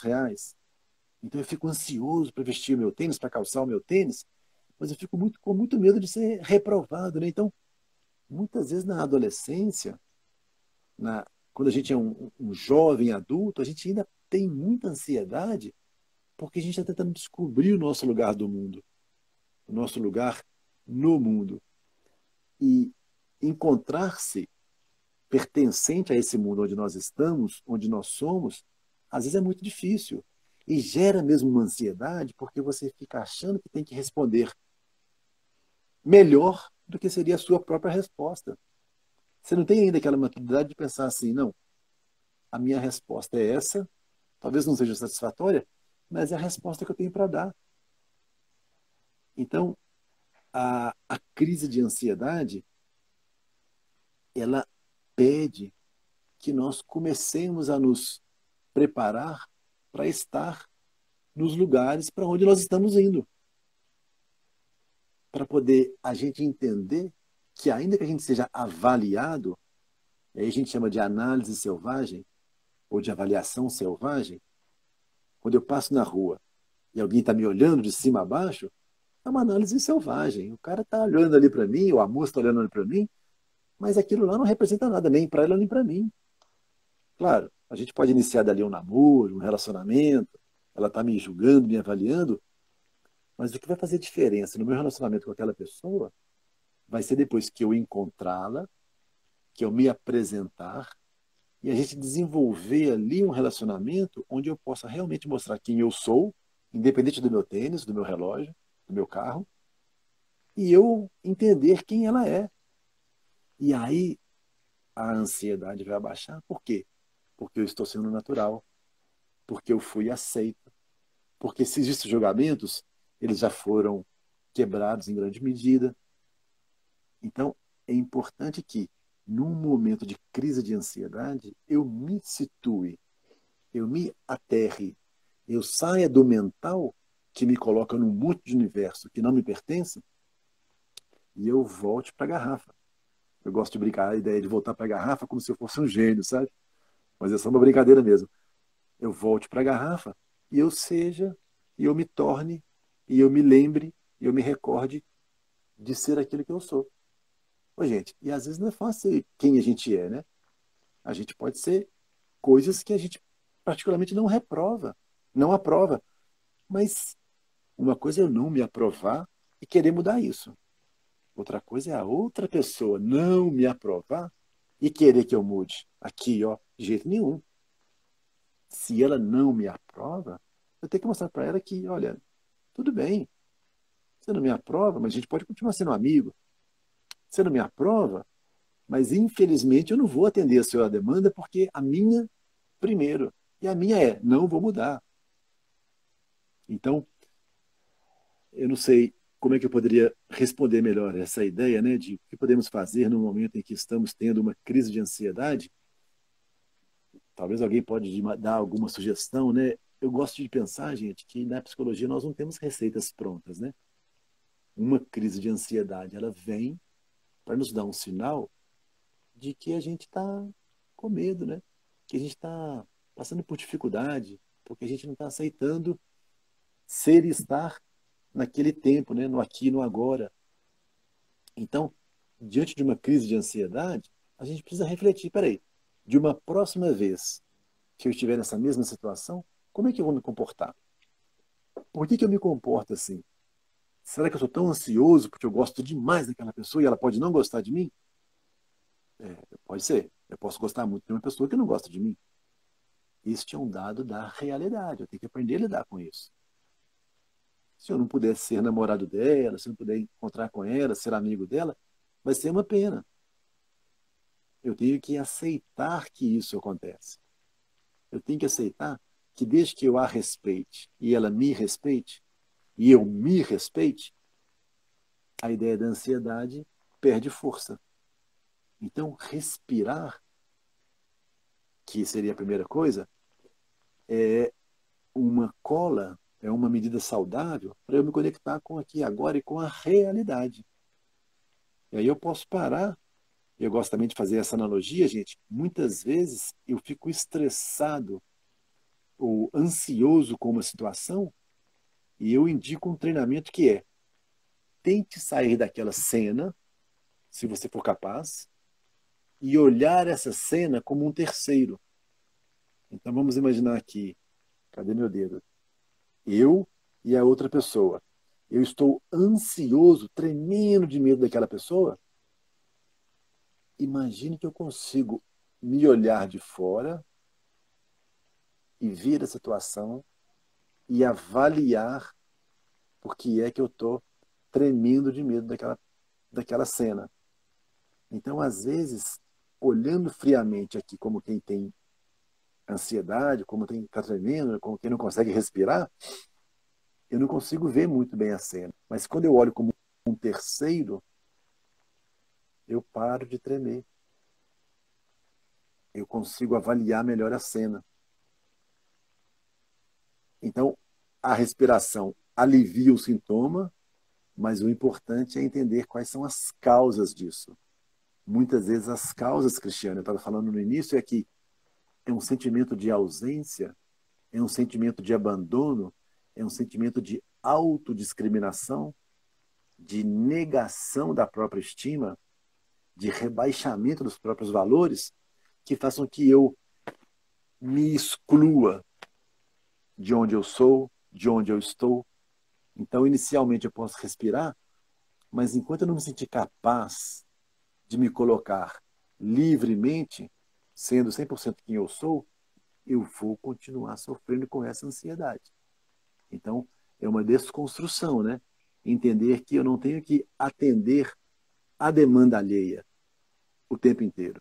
Eu não tenho que ser o mais rápido de todos, eu não tenho que ser o mais esperto de todos, o mais bonito de todos. Eu posso simplesmente ser uma pessoa mediana. E naquele momento, quem sabe, nem mediano eu sou, né? Eu sou só um cara, tô mais fraco mesmo, tô lá para baixo, tô lá no final da fila. Mas pensar que aquilo vai passar é uma outra técnica, né? Isso está muito ruim, mas vai passar. E vamos lá então, Samuel. Me pergunta uma outra coisa aí. Muito bom esse daí que você falou, porque de fato a gente tem que pensar muito nessas coisas, né? O respirar, principalmente, né? E, igual Uhum. ela falou, entender as causas da ansiedade também.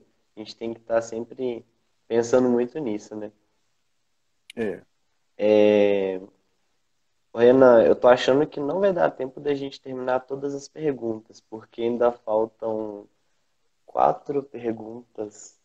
E A gente pode fazer uma coisa assim, vamos rápido em cada uma delas, eu não vou discorrer muito, não vou, né? A minha vontade é de dar conta do recado, né? A gente pode ir mais objetivamente em cada uma delas, ou eu não sei o que é a sua proposta. vamos fazer assim então, porque aí a gente não deixa pendente as 4 perguntas, a gente faz um pouco mais rápido, pode ser? Sim, pode, claro. Beleza, então. Como falar sobre saúde mental para pessoas que estão todos os dias trabalhando muito mais do que o normal para se sustentar nesse momento de pandemia? Pessoas que estão trabalhando todos os dias muito mais do que o normal, né? A gente vive nesse mundo que hoje em dia é bom a gente estar trabalhando, mas algumas pessoas estão trabalhando muito mais além do que o normal, né? E isso realmente pode gerar um nível de estresse, né? E o capitalismo quer fazer isso com a gente, né, gente? Para o capitalismo, para esse rolo compressor aí, quanto mais pessoas estiverem à margem do trabalho, querendo trabalhar, é como se o trabalho fosse um valor que a pessoa quase pagasse para trabalhar, né? Porque, de fato, para a maioria das pessoas, é melhor eu trabalhar no pior lugar do mundo do que eu ficar desempregado. Então, como falar sobre saúde mental para pessoas que estão trabalhando todos os dias mais do que o normal? É, primeira coisa, eu não vou falar de saúde mental para uma pessoa que não quer saber.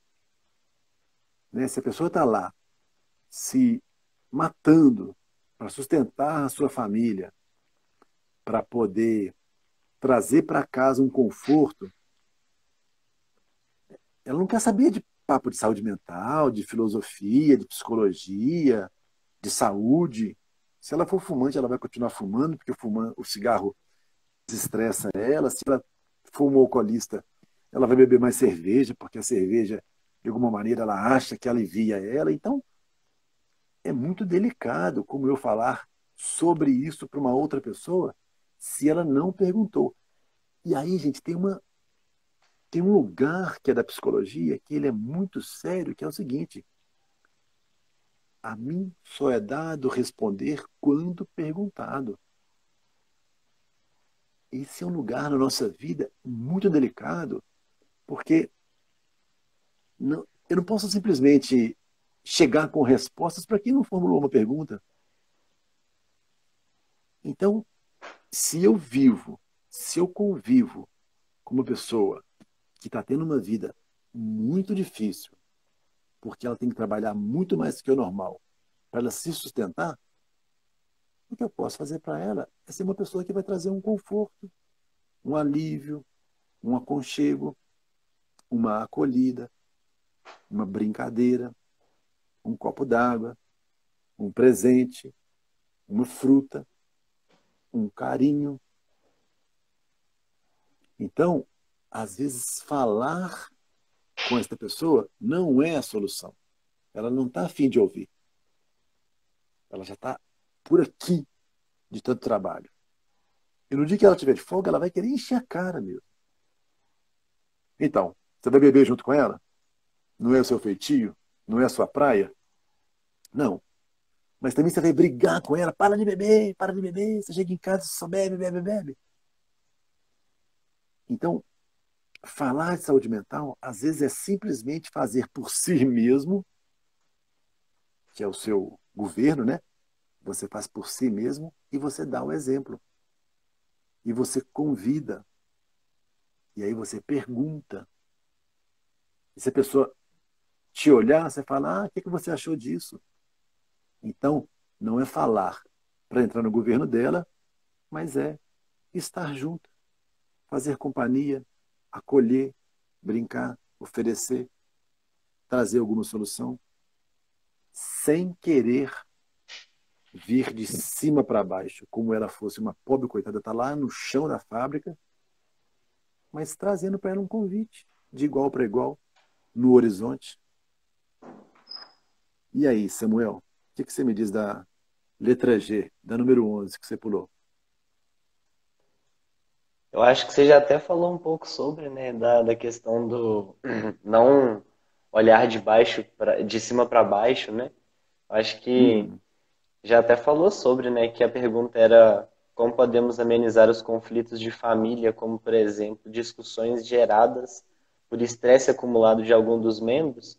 Eu acho que já deu para pegar um pouco esse ponto de vista, né, pelo que você disse também em relação ao olhar de cima para baixo, né, não fazer isso. Uhum.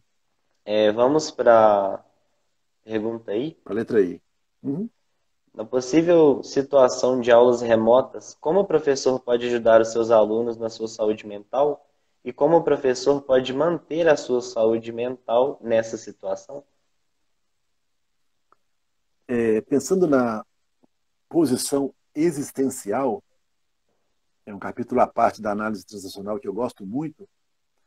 Se o professor ele tem um input, um mandato dentro dele, que ele tem que ser perfeito, que ele tem que dar todo o dever de casa, que ele tem que acabar com os alunos dele, que ele tem que dar toda a matéria, todo o conteúdo, às vezes isso é muito desgastante, porque é como se ele estivesse trazendo para os seus alunos quase que um castigo, porque nós estamos vivendo a pandemia, o professor está ilhado na casa dele, tendo que ter um monte de aulas remotas na cabeça para passar para os alunos, e os alunos que se virem, tem que produzir, produzir, produzir. Nesse momento, na situação de aulas remotas, como professor, eu acho que nós temos que abrir a discussão. Olha, gente, nós somos pessoas adultas, maduras, e eu aqui pensando num professor que lida com adolescentes para cima, porque criança, aí ela é mais dependente, né? O centro do mundo dela é o outro, né? Mas o jovem ele já pode ser convidado a ser o responsável, o dono do seu mundo. E, infelizmente, alguns jovens vão falar assim, olha, eu não quero saber nada disso, não quero meu diploma, não vem me aborrecer, não.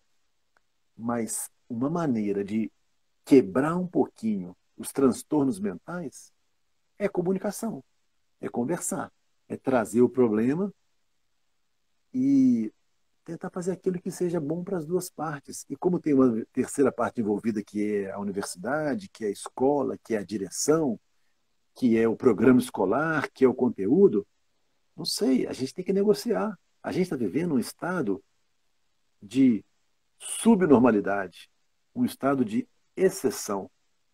E aí nós temos de compreender que num estado de guerra, de exceção, de fome, de carestia, de alagamento, de terremoto, de pânico, de esse governo, é um tempo de suspensão. A gente precisa negociar um pouco mais entre nós e eu, como professor, fazer a minha parte. Olha, gente, eu tenho que cumprir esse conteúdo, mas eu quero dividir com vocês. O que nós podemos fazer entre nós? Né? Eu fui indicado a trazer aqui um castigo para vocês, 1.000 trabalhos por dia, mas é diferente disso. O que a gente pode, né? Por exemplo, cada pessoa pega ali os temas que mais gosta, vai preparar uma aula para os outros que menos gostam daquele tema, mas todo mundo vai ver quase todos os temas. Alguns temas vão ficar para fora, vão ficar de lado. De repente é um tema que realmente não diz respeito a ninguém, ninguém manifestou interesse. Então, segue mais ou menos nessa linha, sabe? E como o professor pode manter a sua saúde mental nessa situação? Olha, o professor, ele tem que ser o primeiro lugar da nossa sociedade, né? Eu acho que as mulheres e os professores, né? São os dois que, para mim, estão no topo da lista. Entre os melhores dos melhores, né? Como é que o professor pode manter sua situação, nessa situação de tempos tão incertos, a sua saúde mental? Gente, o professor precisa ter o seu tempo de relaxamento, de estudo, de descanso, de interlocução. Então, o trabalho que vocês podem fazer aí em Florestal é, por exemplo, criar um ambiente mais acolhedor para o professor. Não é só esperar do professor. Ah, não, o professor é que sabe, o professor é que manda, o professor é que o professor é que acontece. Olha, O professor, ele tem várias demandas que para nós, que somos estudantes para ser professores, né? Quem está fazendo licenciatura no PET, né? Quem está nesse caminho de se formar um professor, né, Samuel? E todos nós seremos professores, porque quando você está se formando para ser um adulto melhor, já está aí dentro um germe de que você vai ser, inevitavelmente, Samuel, e todos nós, professores. Querendo ou não, a gente vai ter que ensinar, que ser referência para outros. Agora, o aluno, o jovem, também pode. Meu, Samuel está felizão, é claro que está, né, Samuel? Sempre. O jovem, sempre, sempre firme na luta. A gente também pode surpreender o professor e falar assim, professor, vamos conversar isso. Então, como é que está o conselho de classe? Como é que está a representatividade dos estudantes? A gente precisa pensar, sempre que existe dois lados, né? Se eu estou passando mal nessa pandemia, quem está comigo também está passando mal. E eu não posso ser o dono de tudo, que vou saber todas as coisas, né? Então, eu quero dizer que para a saúde mental do professor, ele que vai ter que dar conta dele. Mas os alunos podem reunir e fazer uma força-tarefa de fazer um presente, de criar ali um fórum, de uma reunião do PET ou da universidade como um todo e discutir algumas coisas.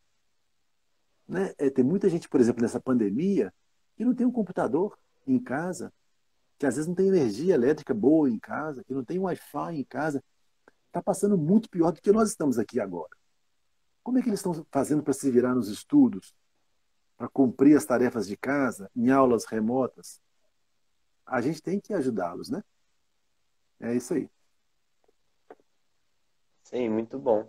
Muito bacana a colocação que você É colocou nessa aí. ideia, né, Samuel, de a gente chamar para a gente a responsabilidade, né? Eu sou responsável para eu me cuidar e eu cuidar do outro, né? Exatamente. Isso aí. É, Próxima pergunta. Quando devo procurar terapia? Você deve procurar terapia sempre. É a mesma coisa quando você deve procurar o banheiro, quando você está se sentindo sujo, né? Quando você deve procurar o restaurante, quando você está com fome, né? Quando eu devo procurar abrir a geladeira, quando eu tenho um apetite, ou quero comer alguma coisa. Estou brincando, gente, mas a terapia foi colocada no lugar de um tabu, de um lugar especial. A gente precisa banalizar um pouquinho a terapia, mas banalizar no bom sentido.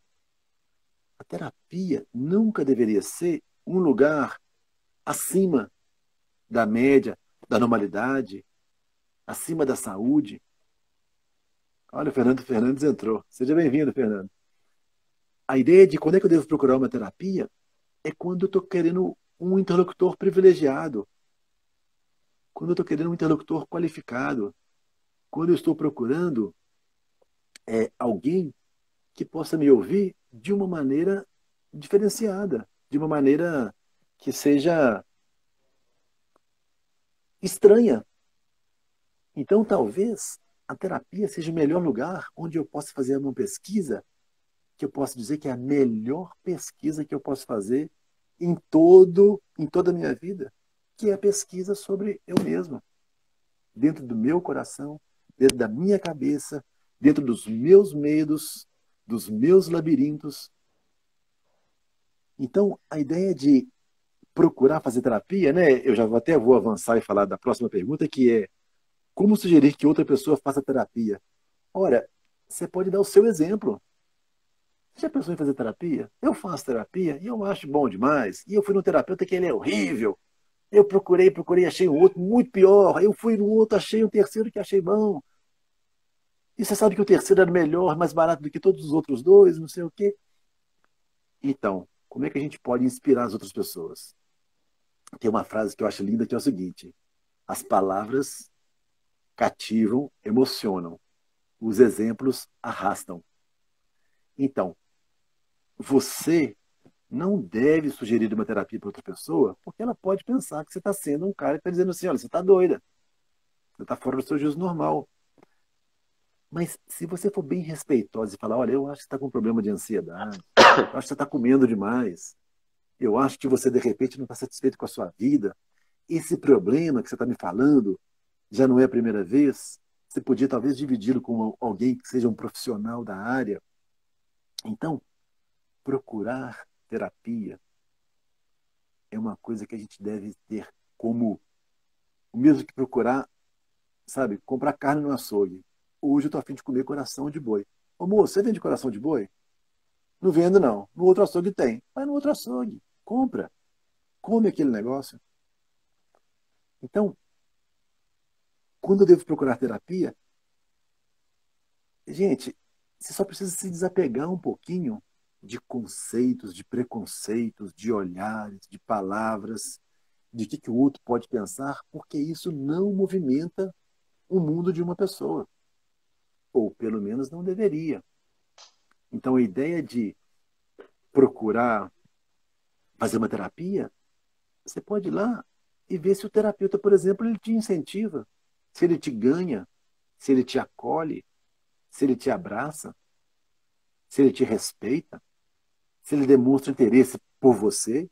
Porque muitas vezes você vai no terapeuta e o cara fala, olha, não estou interessado com o seu caso, eu acho que o seu caso não é um caso de terapia, acho que tem que tomar remédio, vai procurar um psiquiatra. Tem todo tipo de pessoas.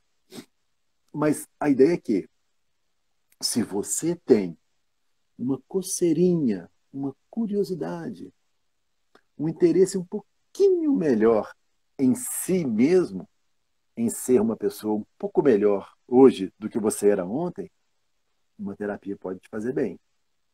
E aí eu devo procurar terapia quando eu quero um pouco mais de mim mesmo. E aí não é um pouco mais de mim mesmo mais acelerado. Não é um pouco mais de mim mesmo que vai me levar para a depressão.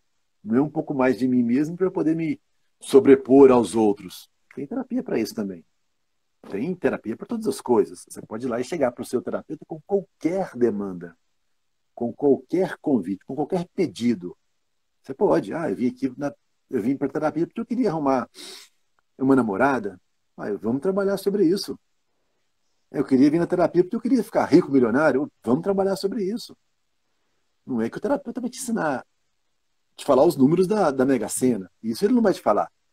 Mas ele pode te ensinar a como realmente ficar mais rico. Às vezes, mais riqueza é mais felicidade. E aí você fala, olha, na verdade eu não queria tanto a riqueza, eu queria a felicidade. A gente, às vezes, vai para uma terapia simplesmente para poder viver e aprender a viver numa outra frequência, num outro ritmo. Olhar para a vida de uma outra maneira. Não que a sua não esteja boa, mas é porque a gente sempre pode melhorar. Né? Eu tenho vontade de abraçar uma amiga, um amigo, e muitas vezes eu não posso, porque eu me sinto mal, porque eu estou cabisbaixo, porque a minha autocensura é muito grande, porque eu comecei a achar que ninguém vai me aceitar careca, ah, meu Deus. E aí é importante nós pensarmos como é que a gente pode se colocar numa terapia, e aí a terapia vai ser um laboratório, vai ser um mapa, vai ser um treino para a gente poder se fortalecer e se fortalecer para poder estar no encontro, nu, no encontro pelado, no encontro sendo simplesmente quem se é. É, a ideia de buscar terapia, gente, ela tinha que ser tão natural quanto buscar uma comida na geladeira, quanto tomar banho. Às vezes a gente cria uma celeuma, a gente fala alguma coisa, né? Terapia seria um mapa. É um mapa, porque na terapia você não vai aprender a viver na sua realidade. Você vai aprender maneiras de fazer novas perguntas na sua realidade para você descobrir novas saídas na sua realidade. Agora, é interessante a gente pensar, né? Muitas pessoas vão na terapia para falar de um terceiro, para reclamar da vida. E isso também é cabível. Isso também é bem-vindo. Isso é perfeitamente bem-vindo, gente. Uma pessoa me falou um dia desses, eu vim na terapia porque eu não queria um homem, não, mas um amigo meu falou que terapeuta não tem sexo, né? Terapeuta é profissional, né? E eu falei com ele, não, eu não gosto dessa ideia, não. Eu acho bom que eu sou homem. E eu sinto, infelizmente, que a gente vive num mundo machista, onde os homens têm mais facilidade no mundo. Mas eu quero te dizer que se você está procurando fazer uma terapia com um profissional sem sexo, infelizmente aqui não vai ser o lugar. E aí ela pôde se deparar com um homem que, olha, eu não podia mentir para ela e dizer, olha, eu sou mais profissional do que homem. Eu não sei o que é que eu sou mais, eu sou homem ou profissional. Na verdade, isso não vem ao caso. Mas para brincar com a ideia de que não existe uma frase que seja sempre, perfeitamente, o tempo inteiro verdadeira. Porque na terapia, a ideia é a gente está sempre construindo e desconstruindo, construindo e desconstruindo. Então, a terapia, às vezes a gente fala assim, nossa, hoje eu fiz uma caminhada maravilhosa, eu fiz uma terapia. Pô, isso é uma terapia. Né? Então, quando eu devo procurar uma terapia, olha, se você sabe o que você está precisando, já é uma terapia. Já é meio caminho andado. Então, tem um filósofo, Samuel, que fala o seguinte, que o primeiro passo já é a metade do caminho. Então, você vai caminhar daqui até o Rio de Janeiro, até onde você quiser, vai demorar 10 dias, um mês caminhando, mas o primeiro passo já é maravilhoso. Então, a terapia também é isso. Às vezes você vai numa terapia e você começa ali uma jornada em favor de si mesmo, não de modo egoísta. Às vezes é de modo egoísta porque você precisa um pouco se valorizar, se fortalecer, e aí não é nenhum egoísmo que seria contrário ao altruísmo, mas um egoísmo que seria, olha, desculpa gente, mas eu preciso me cuidar, eu preciso me olhar. Mas em seguida, né, você vai trabalhar, pelo menos na linha da análise transicional, que eu falei que é a linha que eu gosto, que eu sigo, né? Você vai trabalhar uma psicoterapia social, né? Você vai tentar trabalhar em prol de si mesmo no mundo, né? Na sociedade. E aí, essa pergunta eu respondo dessa forma, né? Procurar terapia sempre, na vida, em tudo. E sugerir para uma outra pessoa fazer terapia seria pelo exemplo. Sugerir a pessoa com muito respeito, com muito carinho. E talvez você possa ir para a terapia em nome do seu namorado, em nome da sua esposa, em nome do seu filho, em nome do seu pai, mas você vai para poder descobrir como lidar com ele, né? Como inspirá-lo, como sugerir, como motivá-lo a fazer alguma coisa diferenciada, né? Porque às vezes é isso, né? A gente acha que a gente não tem nenhum motivo para ir na terapia, mas a gente gostaria de sensibilizar uma outra pessoa, sensibilizar um que está do nosso lado, sensibilizar um colega, um amigo, um amor, um filho, um pai. E aí um jeito de você sensibilizar o outro, às vezes é pelo exemplo, né? Você pode se colocar para dar um abraço, se colocar para poder acolhê-lo, se colocar para poder ouvi-lo. Fala, gente fina, Luiz Felipe, meu querido. Esse aí é o LP, gente. E aí, é, essa ideia de você sugerir para alguém, respeitosamente, cabe a pessoa primeiro perguntar: você pode me dar uma sugestão? Você pode me dar um palpite? Você pode me dar um conselho? E aí você pode sugerir uma terapia. Mas se é o seu interesse ajudá-la, primeiro se ajude e veja, beijão para você, querido, e veja como é que você pode, de alguma maneira, entrar na vida daquela pessoa. Respeitosamente, cuidadosamente, porque tem pessoas que ficam muito queimadas mesmo, né? Que a gente não quer queimar com as pessoas, né? E às vezes, infelizmente, a terapia, o terapeuta é um cara um pouco invasivo, né? Então, se tem uma palavra que eu costumo falar no consultório é com licença. E aí gente, com licença, nós estamos encerrando o nosso encontro de hoje. Podemos combinar um outro dia, quem sabe, talvez? Vou colocar aqui o meu e-mail, quem quiser fazer alguma comunicação. É assim, ó. Toim, toim. Esse é o meu e-mail, quem quiser falar comigo, estamos aí. Posso colocar também meu WhatsApp? Posso, Samuel? Pode, mas se você quiser, eu coloco ele na descrição do vídeo, porque aqui não vai ficar salvo, não. Assim que a gente finalizar, ele vai comentário some.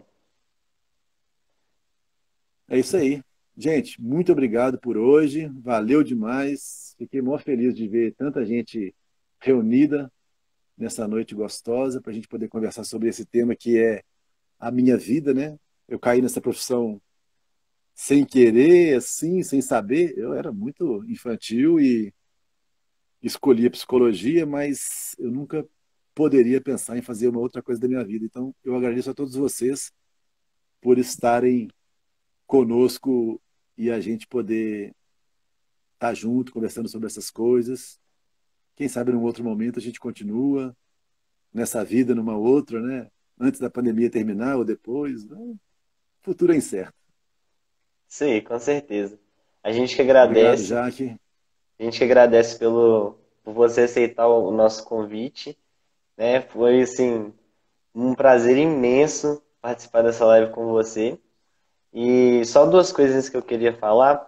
Teve duas perguntas nos comentários, porém não vai dar tempo da gente responder aqui. Gente, eu não lembro certinho quem que foi que fez as perguntas, mas quem ainda tiver alguma dúvida, eu vou disponibilizar o e-mail e o WhatsApp do Renan na descrição do vídeo. Essa live vai ser postada no nosso feed e vai estar lá o número dele na descrição. Entre em contato quem ainda tiver alguma dúvida, beleza? Então é isso. Renan, eu, em nome do PET e pessoalmente também, agradeço muito pelo momento e um grande abraço. E com certeza a gente vai ter outros momentos parecidos com esse, viu? Legal, Samuel. Obrigado, gente, pessoal do PET, todo mundo aí no coração. Valeu demais e até a próxima. Isso aí. Muito obrigado a Boa noite para todos todo também mundo. que assistiram a gente. E é isso daí. Até mais, gente. Obrigado. Obrigado, Renan. Tchau, queridos. Valeu, gratidão. Beijo grande a todo mundo. Valeu.